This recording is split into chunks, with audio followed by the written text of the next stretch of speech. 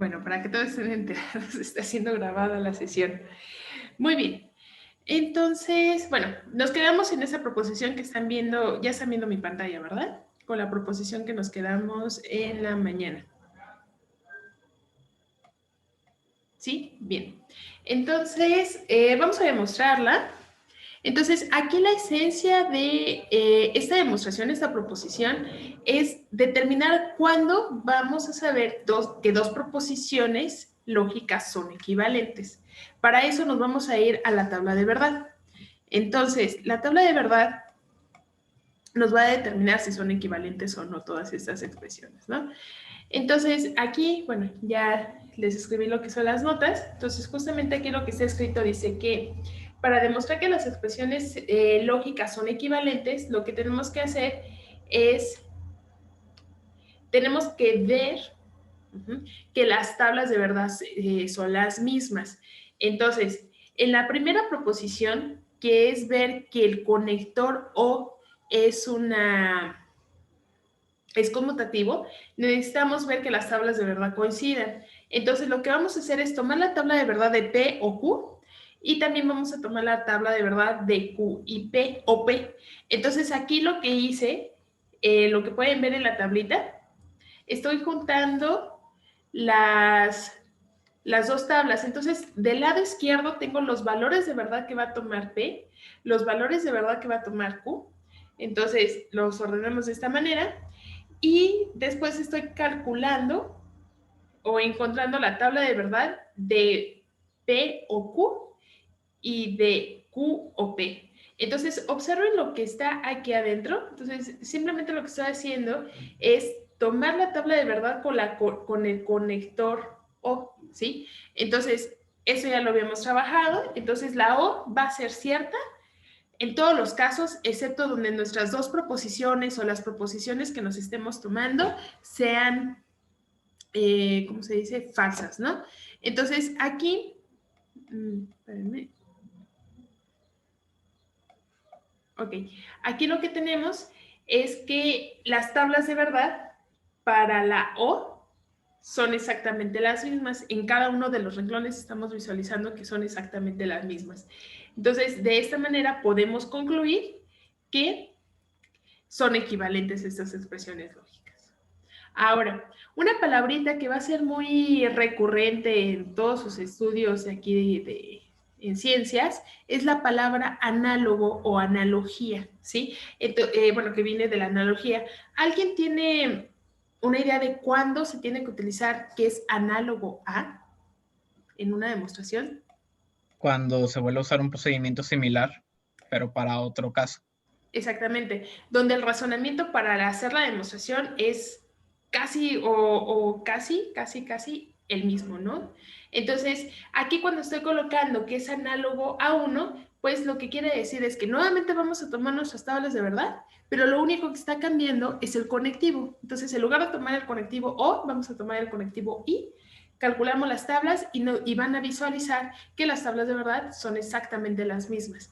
Entonces, como el razonamiento es el mismo, salvo un pequeño cambio que es el conectivo I, pero la conclusión es la misma, podemos decir que es análogo y concluir también que la proposición P y Q es equivalente a la proposición Q y P. Ajá, entonces son equivalentes. Entonces, lo que nos está determinando 1 y 2 quiere decir que el conectivo I y el conectivo O son conmutativos. En el caso de nuestra propiedad 3, me voy a regresar a la proposición para que la tengan. Entonces, ya demostramos 1 y 2. Vamos a demostrar 3. Entonces, es la misma estrategia, es decir, vamos a encontrar o calcular la tabla de verdad para cada uno de nuestras expresiones y tenemos que ver que en la tabla de verdad están representando lo mismo.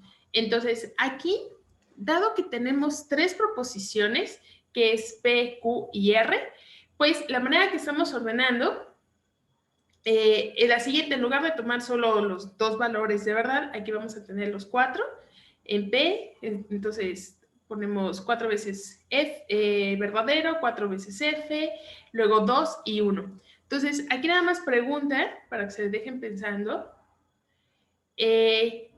Juan, ¿cómo ¿qué tanto crecería nuestra tabla de verdad? O sea, aquí tenemos, ¿cuántos renglones? Tenemos 8 renglones, ¿no? Entonces, ¿cuántos renglones aumenta su tabla de verdad si consideran 4 proposiciones? Digamos una P, Q, R y una S. Ajá. ¿Y cuántos aumenta si tienen 5? ¿Cuántos aumenta si tendrían 6? ¿Cuántos aumentarían si tienen N Pues proposiciones? es 2 a la n dependiendo de las variables, ¿no? Exactamente, 2 a Ah, las la N, proposiciones. exactamente, donde N es el número de proposiciones, exactamente. Bueno, pues ya lo dijeron ahí. Y bueno, ya que estemos trabajando lo que van a ser conjuntos y subconjuntos, vamos a ver qué relación tiene esto con el número de subconjuntos de un conjunto.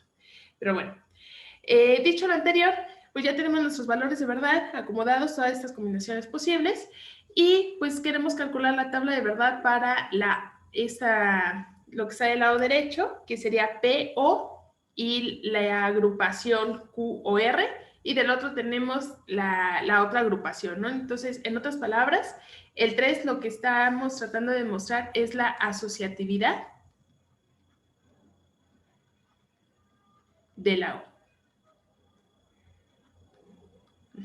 Entonces, aquí yo quise señalar con otro color fuerte lo que representa nuestro conectivo principal dependiendo de cuál expresión estemos tomando, ya sea la expresión de la derecha o la izquierda, es diferente el conectivo principal. Entonces, aquí la manera de construir la tabla es, pues, calculamos lo que es la tabla de verdad de la agrupación Q y R, que es toda esta columna, jalamos todos los valores de verdad que tiene P y ahora calculamos lo que es la tabla de la O, ¿no? Con respecto a esta nueva columna. Entonces aquí tenemos que va a ser verdadera en todos los casos, excepto cuando todo sea falso. Del otro lado, hacemos exactamente lo mismo, calculamos la tabla de verdad de P o Q, entonces tenemos toda esta columna, o jalamos todos los valores de R y sacamos la tabla de verdad de la O. ¿Sí? Entonces, aquí podemos observar que van a ser todos verdaderos, excepto en el último paso, bueno, en el último renglón, que todo es falso. Ajá, entonces, estas dos columnas nos están representando, tienen los mismos valores de verdad para cualquiera de los casos. Eso quiere decir que nuestras expresiones lógicas son equivalentes. Entonces, para demostrar la asociatividad de la I, pues vamos a hacer exactamente lo mismo. Tenemos el mismo razonamiento, pero lo único que vamos a cambiar es nuestro conectivo, ¿no? Entonces, entonces el 4 pues es análogo al 3, simplemente cambiando el conectivo. En lugar de tener una I, vamos a tener una O. O viceversa. Bueno, aquí teníamos la I, ¿no? Ahora vamos a tener... Creo que alguien aquí está preguntando.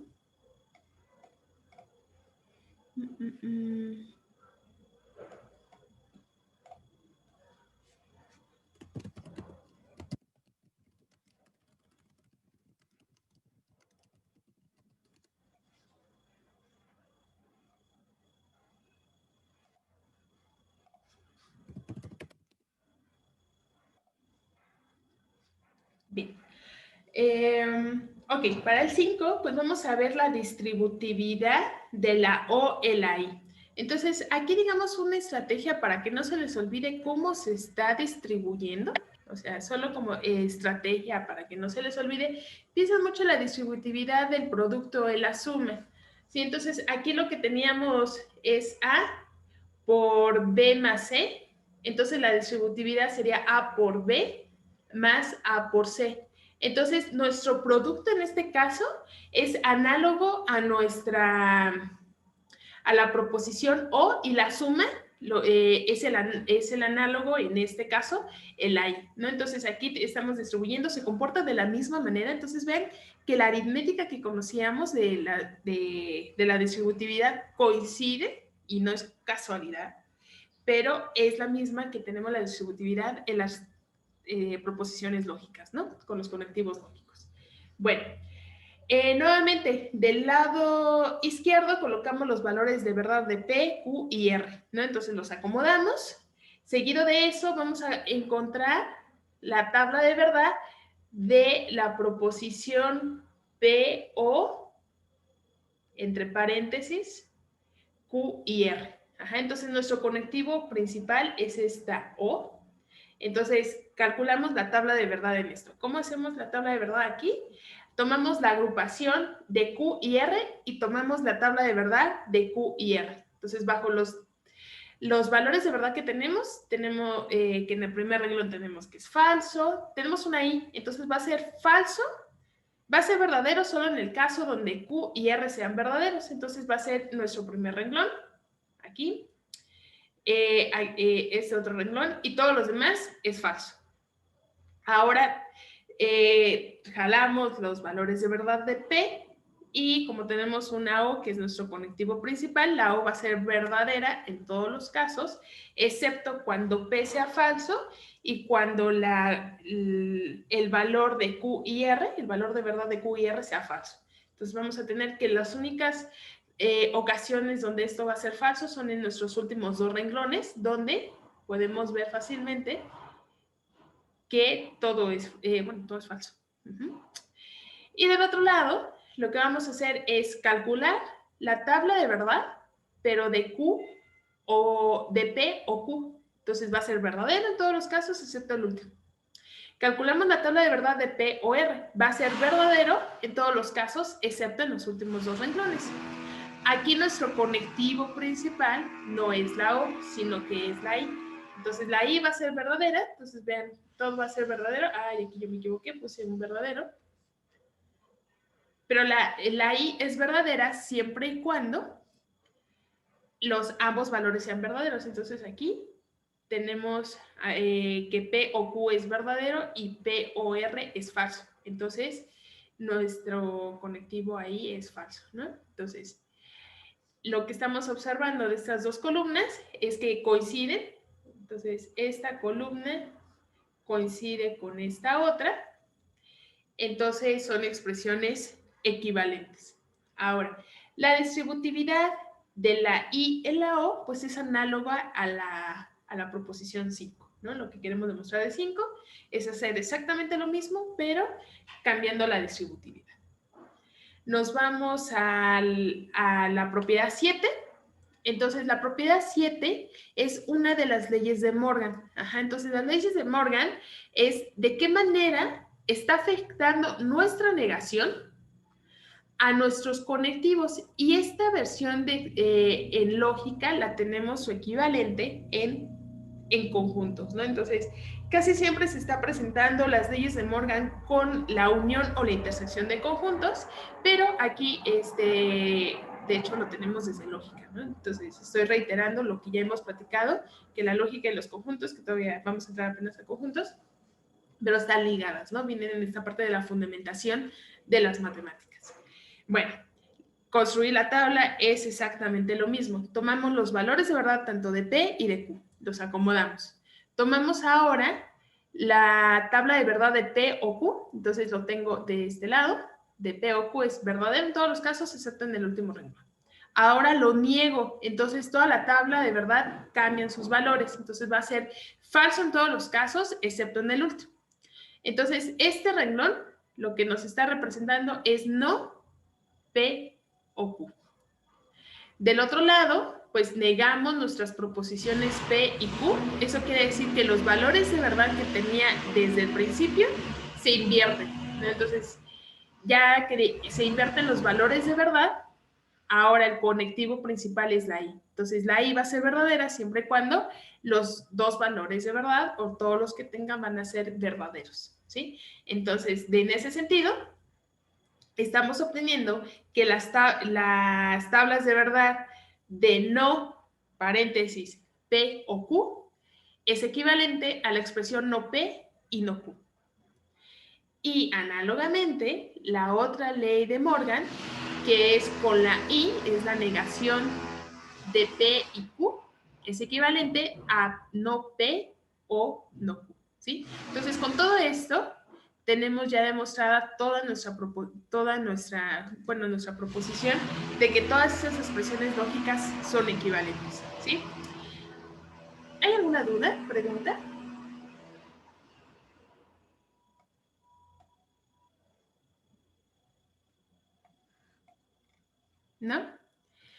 Muy bien, entonces, perfecto. Entonces, como resumen de todo esto, de toda esta parte de lógica, uno, pues nos interesan proposiciones que no tengan ambigüedades, ¿no? Y esas proposiciones en matemáticas, pues ya sea que las llamemos proposiciones, o van a ser nuestros teoremas, o van a ser nuestros lemas, ¿no? Eso quiere decir que podemos determinar bajo un lenguaje claro y un lenguaje, reglas bien establecidas, determinar si son verdaderas o falsas. Ajá. Pero no se vale ninguna de las dos. Que sean verdades al mismo tiempo. ¿Sí? Disculpe, tengo una duda. Uh-huh. En el renglón sexto del ejercicio 5, en donde es P o Q y P o R, ¿no debería ser falso P o R? Porque dice ahí que P y R son falsos, por lo tanto debería ser falso. No sé. Es en este renglón, tenemos sí. P o R. Entonces, P o R, ay, aquí sí es falso.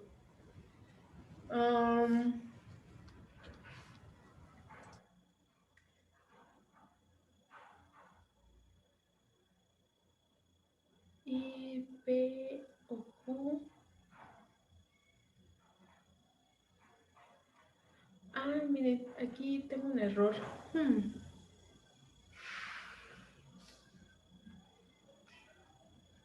Porque aquí sí P o Q es falso. Aquí también tenemos P o Q. P o Q. Aquí sería verdadero, entonces este sería falso. Y vamos a ver el otro que sería Q y R. Q y R, aquí tenemos que es falso. Y P es falso. Ah, sí, entonces aquí también me equivoqué. Este no es verdadero, sino que es falso. Ahí está. Entonces, si me equivoqué en el tercer renglón, es falso, pero si se dan cuenta, las tablas son iguales, ¿no? Entonces ahí yo cometí un error. En lugar de que sea verdadero, verdadero, eran falsos y falsos. Entonces, gracias por ahí la corrección. Y pues las tablas de verdad coinciden, ¿no? Entonces son equivalentes. Perfecto. Y ya, ¿no? Era todo. Muy bien, entonces, bueno, con todo esto, pues ya terminamos de mi parte lo que va a ser. Ah, muchas gracias por ponerlo en el WhatsApp. Aquí en la función de Zoom hay una opción de poner como un pizarrón y ahí también me pueden señalar directamente. ¿Vale? Muy bien. Muy bien. Ya que tenemos eso, entonces, queremos proposiciones donde podemos determinar si es verdadero o falso. Expresiones lógicas van a ser equivalentes, sí, solo sí. No, qué bueno que son así de observadores. Expresiones lógicas van a ser equivalentes, sí, solo sí. Las tablas de verdad son iguales. Y bueno, eso es como lo que nos vamos a quedar ahorita. Y poco a poco yo les voy a estar señalando los tipos de demostración. Entonces, no los quiero ver de manera aislada, sino en el momento que los estemos utilizando, los vamos a estar realizando. Les voy a estar haciendo las señalaciones. Bueno, ya que terminamos esta parte de lógica, voy a dejar de compartir. ¿Trajeron sus bolsitas? ¿Pudieron traer bolsitas?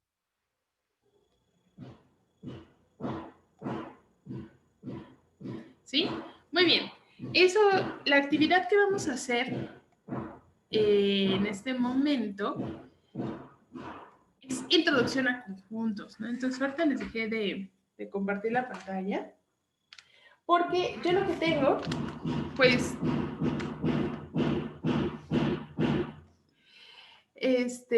ok.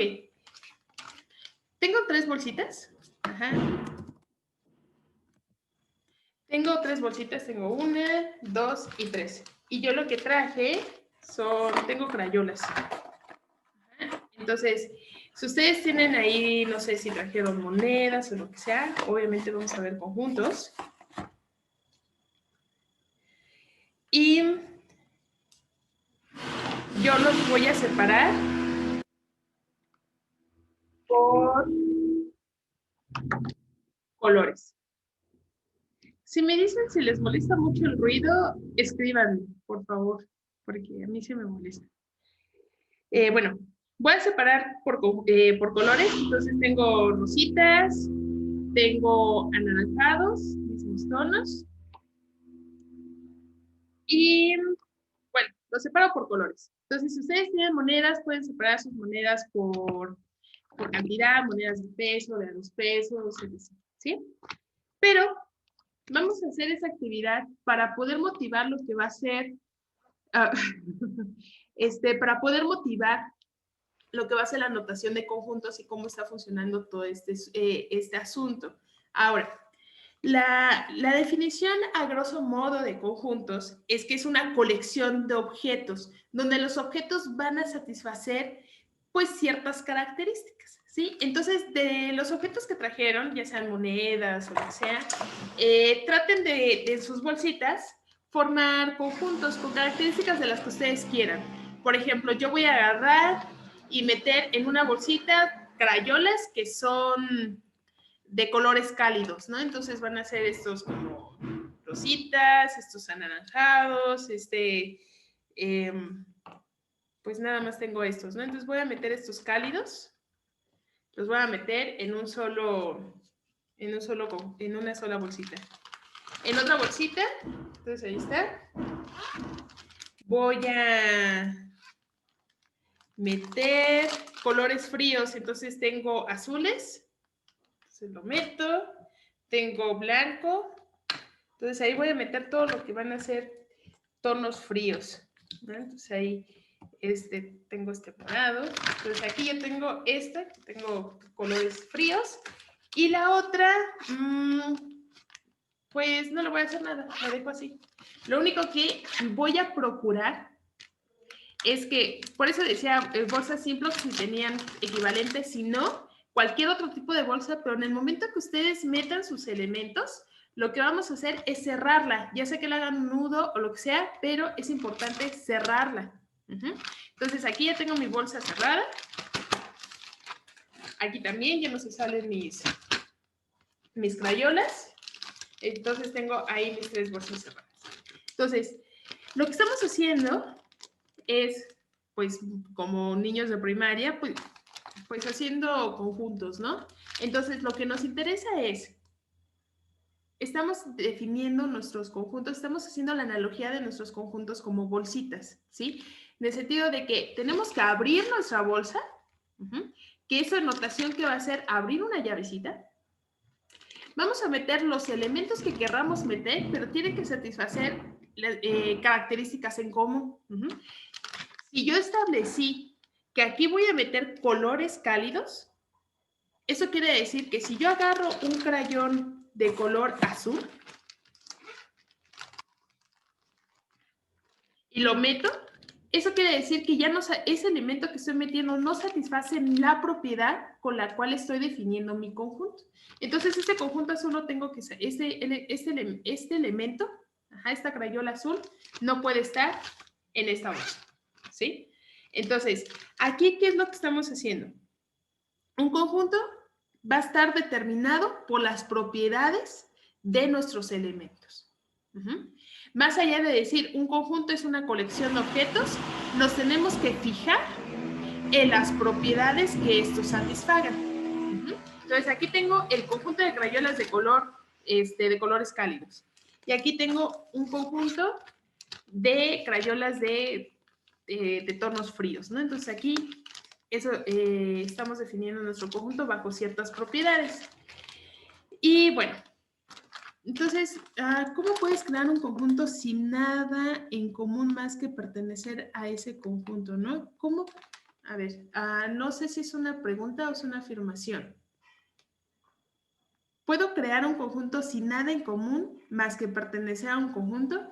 Pues sí, pero al final, o sea, al final estás metiendo elementos. Entonces tú puedes decir, voy a agarrar, este conjunto va a tener todas las crayolas, ¿no? Entonces, ya no te interesa cuáles las propiedades específicas de si son tonos claros, oscuros, fríos, cálidos, solo te estás fijando en qué son.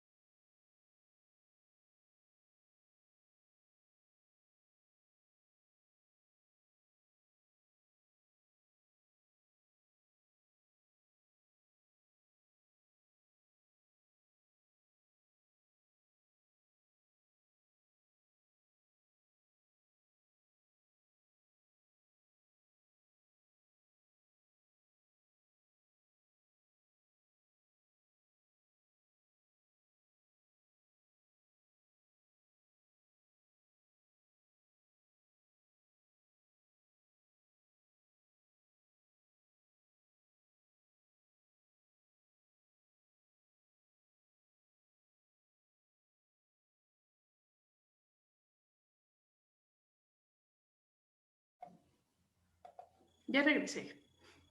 ¿Qué les voy a decir si podían como hacerlo después o algo así? Ok, ahora, regresando a la pregunta de Carlos. Sí, podemos crear conjuntos donde quizá los elementos no tengan como propiedades específicas, pero al final tú puedes decir, pues es un conjunto de ciertas cosas, ajá, o es un conjunto que tiene a lo mejor yo lo que puedo hacer es, por ejemplo, si considero esta bolsita,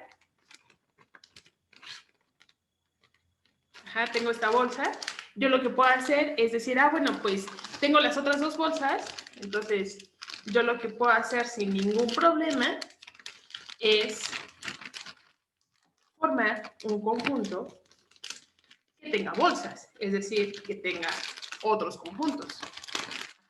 Entonces, en este sentido, y voy a meter, aquí tengo unas crayolas como de tonos cafés, como estos colores que se le asocian al otoño. Entonces se los puedo meter. Entonces, aquí en realidad, como no hay una propiedad como muy específica que tenga este nuevo conjunto, ¿cómo los estoy formando? Lo que sí puedo decir, determinar, es cuáles son sus elementos. Ajá. Entonces, en este caso muy particular, ¿cuáles son los elementos de mi conjunto? Bueno, ¿quiénes son los elementos de ese conjunto, por cierto? Los dos conjuntos de crayolas y todas las crayolitas cafés que metió. Exactamente. Ajá, entonces, aquí mis elementos van a ser, son dos conjuntos muy específicos, que es el conjunto de crayolas de colores fríos, el conjunto de crayolas de colores cálidos, y son todas esas crayolas. Ajá. Entonces, al final, pues yo lo que sí necesito saber es cómo son sus elementos. Ajá. Entonces, para que yo pueda definir un conjunto, sí depende de cómo sean los elementos que estemos tomando. Ajá. Y con eso, lo que pues queremos hacer de manera, todos los crayones, no serían todos los crayones. Ajá. Si yo lo veo como solo un conjunto, con esos elementos, es un conjunto que tiene crayolas, sus elementos son crayolas. El siguiente elemento es una bolsa, que sería un conjunto de las crayolas que tienen colores cálidos, y tengo otra bolsa de colores fríos. Entonces, sus elementos son dos conjuntos y no sé cuántas crayolas puse, unas 4 crayolas o 5 crayolas, ¿no? Entonces, sus elementos no son todos los crayones. Ajá, entonces, ¿ven cuál es la diferencia entre lo que va a ser un elemento y lo que va a ser un conjunto? ¿Sí? Entonces, ¿un elemento puede ser un conjunto? Sí, sí puede ser un conjunto. De hecho, es justamente lo que estamos haciendo aquí. Ajá. Entonces, un elemento es un conjunto.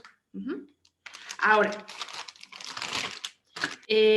bueno, de los que pudieron hacer sus bolsitas y todo, sería bonito, si lo quieren, que le tomen foto y lo manden al WhatsApp, o si quieren mostrarlo aquí en pantalla, lo pueden mostrar con su cámara, ¿no? Si no, tomen una fotito y mándenla en el WhatsApp para que yo pueda ver cuáles son los conjuntos que estuvieron formando, ¿sí? Porque al final, pues casi toda la matemática que van a estar trabajando va a estar en teoría de conjuntos, entonces estamos creando conjuntos así tal cual, ¿no? Manipulándolos. Ahora,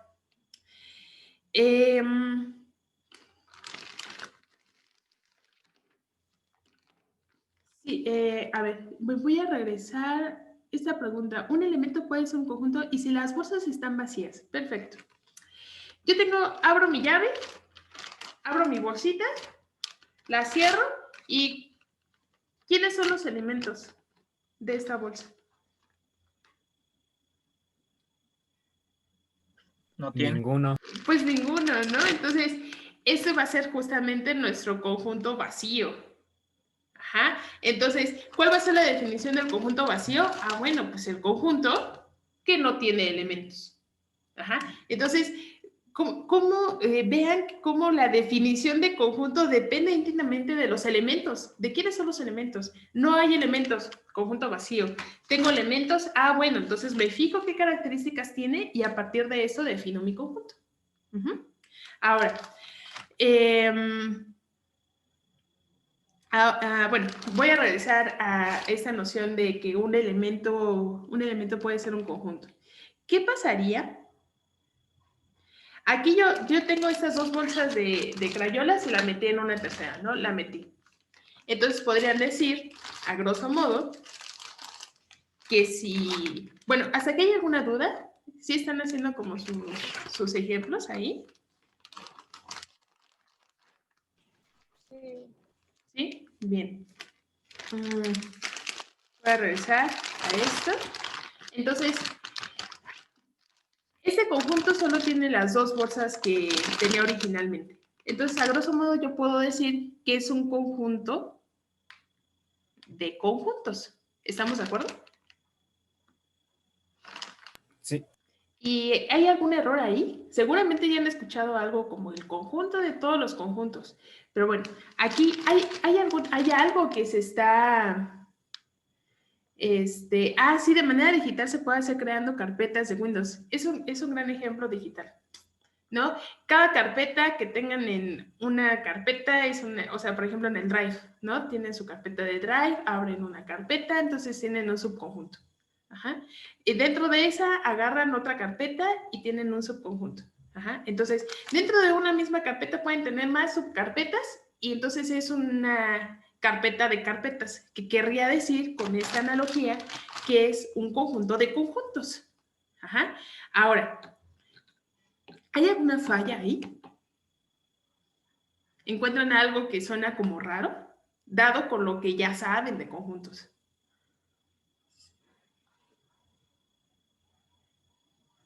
Digan sí o no, sí, o sea, sí, o sea, no si no hay problema, sí, sí hay problema de formar conjuntos de conjuntos. No. ¿No? Hasta aquí no hay ningún problema. No. ¿Dónde podría haber una falla?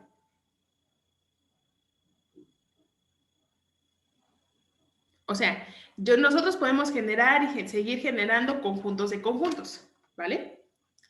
Pero si yo cambio la frasecita y en lugar de decir conjuntos de conjuntos, digo el conjunto de todos los conjuntos, ¿qué pasaría ahí?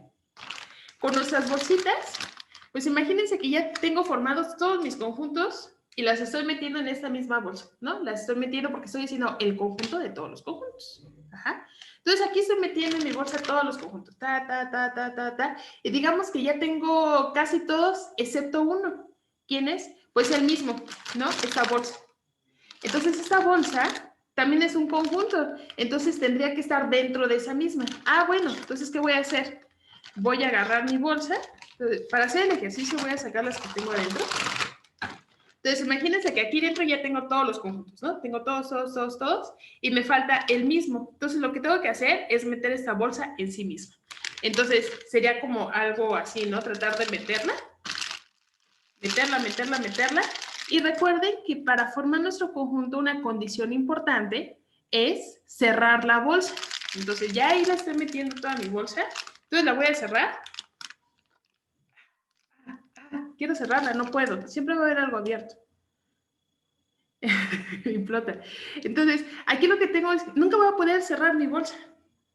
Ajá. Eso quiere decir que no puedo tener, esa es una forma de verlo, que yo no podría tener el conjunto de todos los conjuntos, porque sería equivalente a meter una bolsa en sí misma y cerrarla. Ajá. Pero si yo quiero meter una bolsa en sí mismo y cerrarla, nunca voy a poder cerrarla, siempre va a haber un hueco. Ajá. Entonces, me agarro una bolsa más grande. Ajá. Me agarro una otra bolsa Simplex más grande y la trato de meter en sí misma y la vuelvo a cerrar. Y no voy a poder. Bueno, agarro otra más grande y hago el mismo procedimiento y va a quedar algo abierto, ¿saben? Entonces, nunca lo voy a poder meter en una bolsa más grande que sea un conjunto. Entonces, ahora, si ustedes se quieren debrayar un poquito en ese asunto, sí podemos tener colecciones de conjuntos.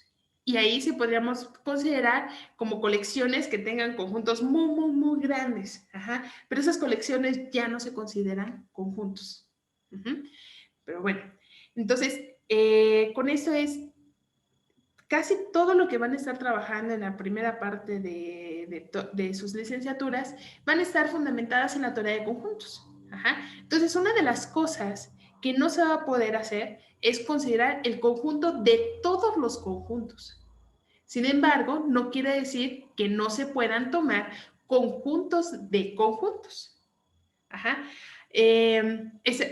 Sí, o sea, esa es otra cosa. Si yo tengo, es como la paradoja de Russell, exactamente. Entonces, yo no puedo tener el conjunto A, no puede ser elemento de sí mismo. Eso no puede, porque sería algo como justamente esta bolsa. Ajá. Piensen que A es el conjunto de todos los conjuntos, entonces tiene que ser un elemento de sí mismo. Entonces, tengo que meterlo a él y no se voy a poder.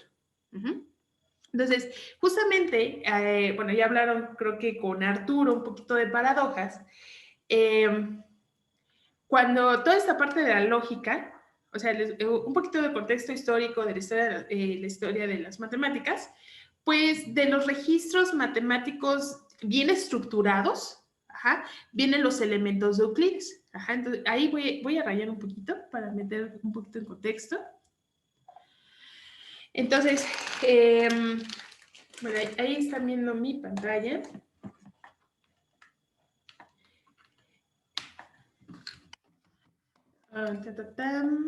Bueno, ya terminamos lógica. Entonces, un poquito de lo que, de la historia de las matemáticas, pues los elementos de Euclides,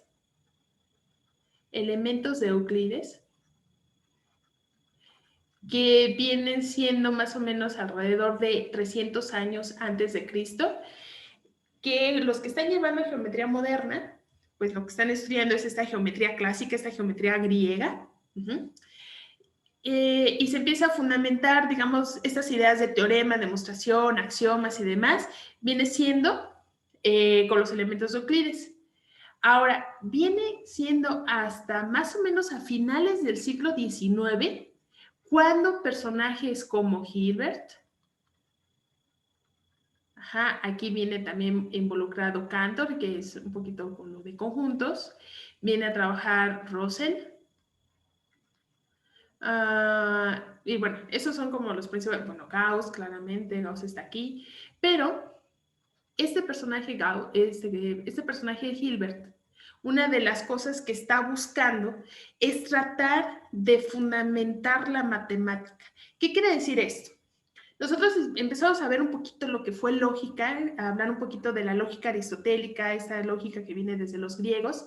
Sin embargo, cuando viene Hilbert, es lo que dice, bueno, vamos a tener un conjunto de axiomas que de cierta manera van a ser nuestros dogmas de fe, esas verdades que no se van a cuestionar, que son evidentes, hay algunas que son evidentes y otras no, que son axiomas, y a partir de nuestros axiomas, nuestras reglas de inferencia, lo que queremos hacer es construir lo que van a ser teoremas. Ajá. Entonces, los teoremas es justamente nuestras afirmaciones de las cuales nosotros podemos determinar si son verdaderas o falsas.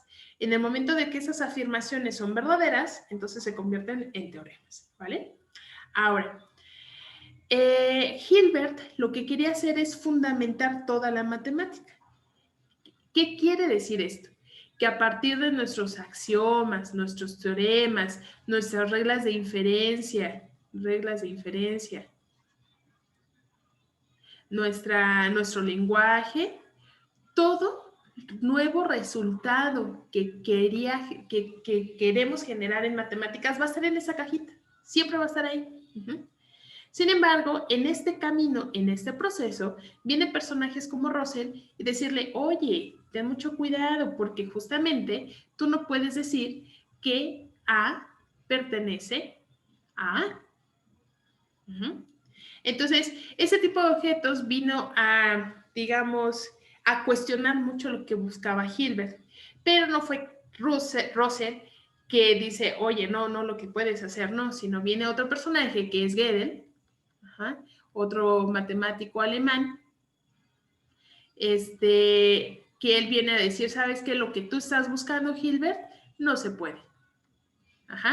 Entonces, hablando de toda la matemática, pues no podemos generar como esa cajita y que todos los resultados que quieras generar esté ahí, ¿no?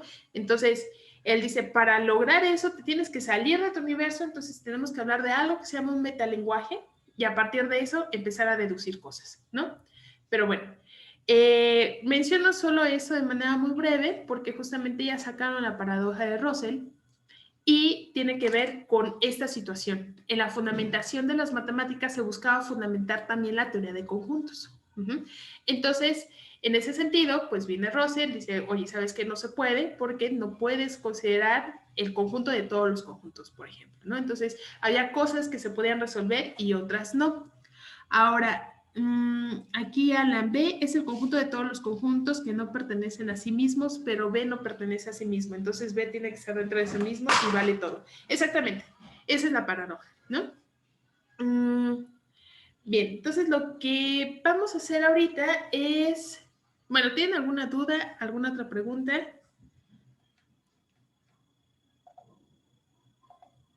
Nadie mandó sus fotos. Bueno, si no hay más, vamos a definir lo que van a ser nuestros conjuntos, ¿no? Y nuestras notaciones. Entonces, definición. Un conjunto es una colección de objetos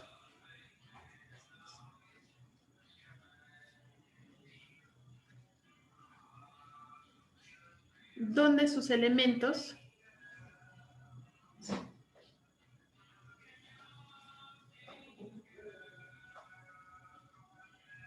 satisfacen propiedades en común.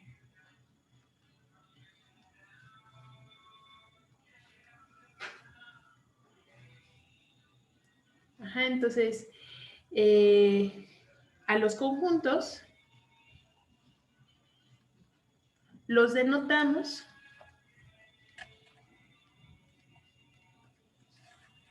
generalmente con letras mayúsculas.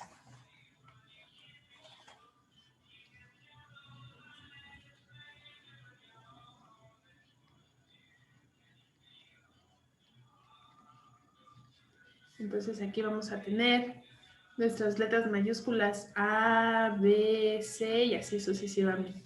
Sus elementos los representamos con letras minúsculas.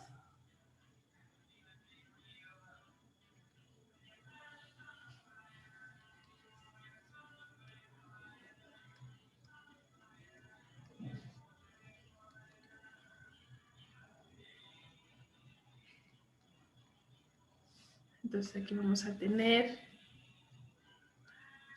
A, B, C, D y así sucesivamente. Luego, notación.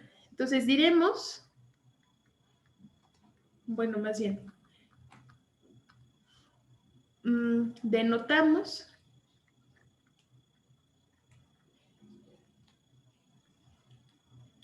más bien, lo voy a poner así. Si A pertenece al conjunto A, entonces lo denotamos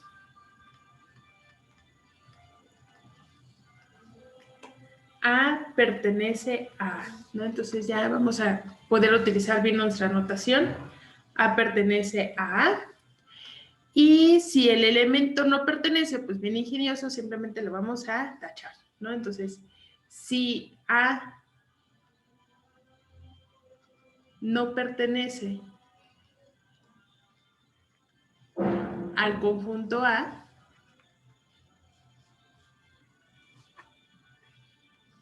entonces lo denotamos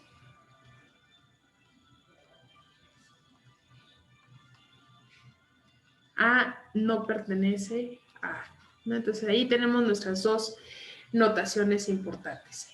Ahora, bueno, ya como conjuntos que estamos observando, al conjunto que no tiene elementos,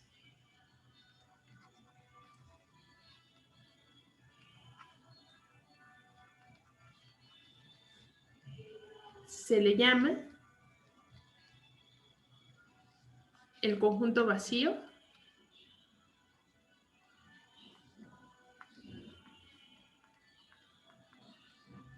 Y se denota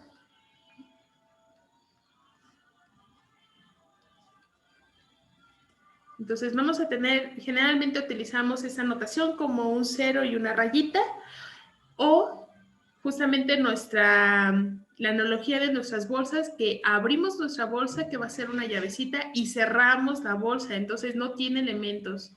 Ajá. Entonces, cualquiera de esas dos notaciones pueden utilizarlas para representar al conjunto vacío, ¿no? Entonces, como el 0 con una rayita, o la bolsita, entonces abren llavecita y cierran la llavecita y no tiene elementos. Sí, entonces, ya tenemos todo lo que necesitamos aquí. Sí, perfecto. Ahora, bueno, como otra, bueno, aquí nada más como meter otra observación que acabamos de tener que hacer, que el conjunto de todos los conjuntos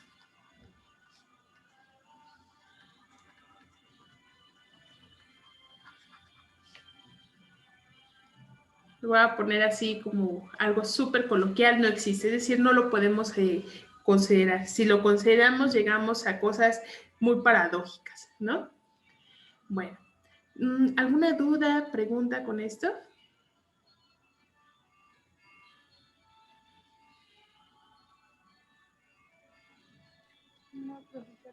¿No? Perfecto. Ahora, pues vamos a, bueno, con lo que nos queda de tiempo, pues vamos a definir lo que van a ser nuestros subconjuntos. Bueno, no les he dicho más. Ejemplos de conjuntos que no sean con las analogías de nuestras bolsitas, ¿no? Entonces, ejemplos de conjuntos. Entonces, siempre los vamos a estar denotando con nuestras llavecitas. Entonces, están esas expresiones de los conjuntos de forma de extensión o comprensión, ¿no? Entonces, más allá del nombre, a mí me interesa que ustedes lo denoten o lo escriban correctamente, ¿no? Entonces, por ejemplo, si yo quiero considerar el conjunto de los números pares positivos,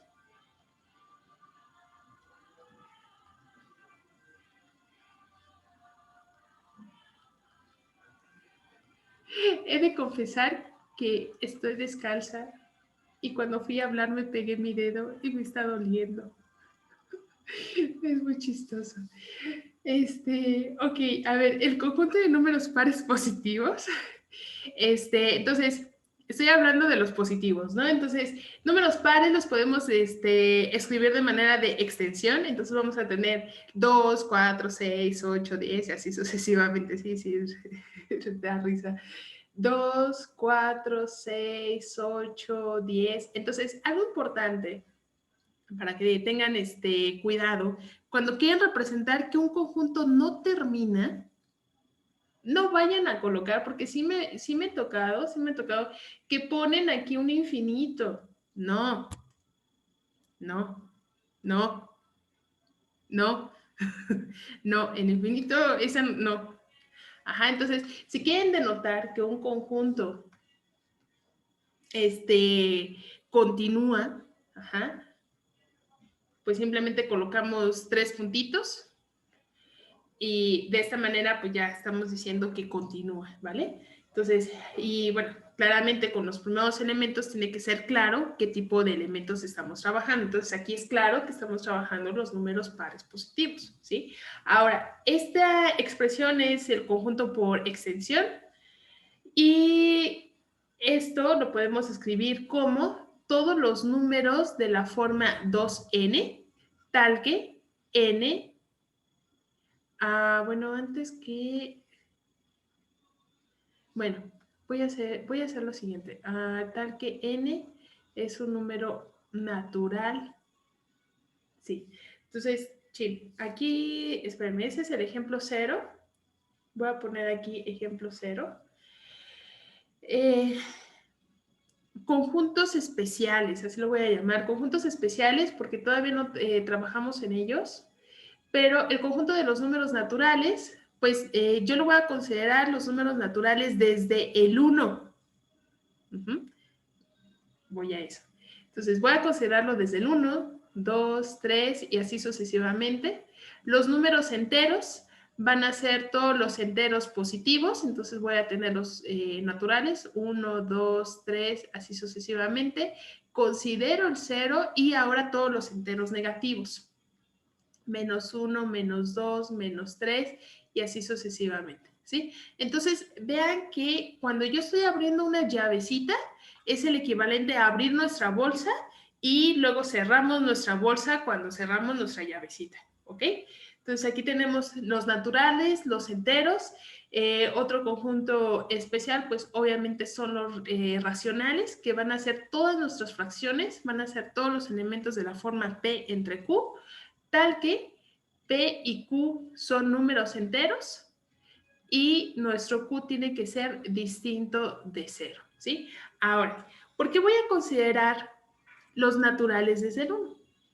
Bueno, con eso, pues, entonces, bueno, ya tenemos esos conjuntos. Ahora, los números naturales, de hecho, algo muy curioso, uno piensa que la palabra natural viene de que así surgieron los números de manera natural, ¿no? Y no, de hecho, no viene ahí el nombre natural, pero los números naturales, digamos, empiezan a formalizar o tener sentido por la noción de conteo, el principio de conteo, la necesidad de contar. Ahora, pues más o menos desde que tenemos memoria, todo el tiempo estamos trabajando con números naturales, incluso les han dicho, como que siempre ha estado muy presente el conjunto de los números naturales. Por ejemplo, desde muy chiquitos, o si ven a un sobrinito o tienen un hermanito muy chiquito que todavía no sabe contar, a veces lo primero que les preguntan es, ¿qué edad tienes? ¿No? Entonces a veces el niño dice 3 y hace esto, ¿no? O dice 2 y hace esto, ¿no? Entonces aquí hay una dificultad en el conteo, ¿no? Entonces, en la relación entre los símbolos y su significado. Ahora, imagínense que son, y bueno, no me voy a ir a una época tan infantil, por así decirlo, pero piensen que ustedes pues no saben contar, o sea, de plano no saben contar, no tienen ningún símbolo para representar esta noción de conteo y viven en las montañas, así como Heidi, viven en las montañas por ahí y tienen ovejas, ¿no? Pero no saben contar, no tengo que pensar.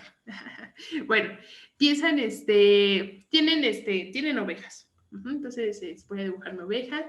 Entonces, pero ustedes no saben contar, eso es algo súper, súper importante, ¿no? No sé dibujar, entonces digamos que aquí tengo una oveja, aquí tengo otra oveja. Entonces, su objetivo de ustedes es, pues, que no se les escapen sus ovejas, ¿no? Pero tienen muchas. Ajá. Y llega la noche y ustedes ya se quieren ir a dormir, ¿no? ¿De qué manera podrían determinar que las ovejas que dejaron en el corral de la noche están exactamente las mismas al día siguiente? No saben contar. Ujú. ¿Cómo podrían determinar que las ovejas que metieron en su corral son las mismas del día siguiente? Que no ¿También perdió. las dibujamos? Las pueden dibujar. ¿Qué pasa si tienen un montón? Les pongo nombre. Bueno, yo creo que no me sé, por ejemplo, si yo tengo 50 ovejas, creo que no tendría tantas posibilidades de nombre. Sin pensar en el conteo, ¿no? O sea, yo no sé contar y yo no sé los símbolos, de los números arábicos, 1, 2, estos yo no los conozco, ¿no? Ni tampoco sé la notación maya, por ejemplo, ¿no? 1, 2, no tengo nada, ¿no? Yo no conozco ningún símbolo, yo no sé contar. Entonces aquí les pones nombres, las separo porque ¿por qué tan apretadas están? Con un distintivo. ¿De qué manera sea el distintivo, por ejemplo? ¿Qué pasa si se me olvida cuál es el distintivo? Con un collar. ¿Qué pasa si todas tienen collar y todas se me van? Colores. ¿Qué pasa si tengo tantas ovejas que los colores se repiten? ¿O soy daltónica?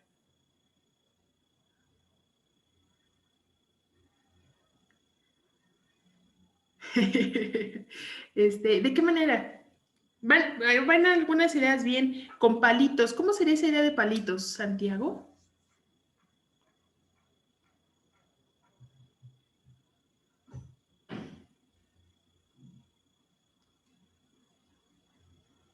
A la gana le pones cuca.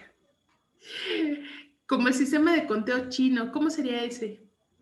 Sería con ramas, les marco poniendo una raya. Ok, a ver, vamos a empezar a cerrar con estas ideas.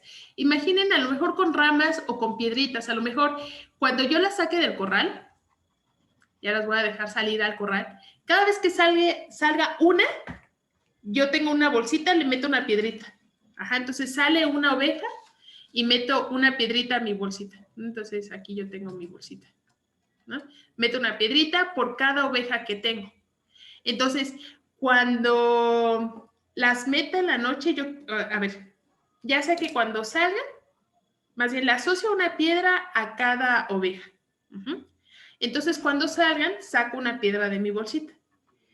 Si me queda mi bolsa vacía, eso quiere decir que las ovejas son las mismas que dejé en el día anterior. Pero si me sobran piedritas, quiere decir que se me perdieron unas cuantas. Ajá. Entonces, de esa manera estamos haciendo una relación. Vamos a trabajar más esa idea después cuando trabajemos funciones, pero vean que en el principio de conteo, como que no tiene mucho sentido hablar que tengo 0 ovejas. Incluso cuando tienen su cartera vacía y no tienen dinero, no dicen tengo 0 dinero. Decimos no tengo dinero o no tengo monedas, pero no lo asociamos al número 0. Pero bueno, por eso yo tomo los números naturales desde el 1 simplemente por esta noción e importancia del principio de conteo. Y el 0 lo pongo casi en un pedestal, decir, este es un objeto súper interesante, muy importante, y más cuando estamos trabajando con estructuras algebraicas, porque ese va a ser nuestro neutro aditivo y tiene otras propiedades, ¿no? Entonces, en ese sentido, nuestros números naturales los vamos a considerar desde el 1, ¿vale? Bueno, ay, qué rápido se va la hora. Ok, entonces ya iniciamos conjuntos, ya sabemos cómo escribir conjuntos, ya denotamos conjuntos especiales y pues ya nos vamos a seguir sobre esta línea, ¿vale? ¿Alguna duda, pregunta?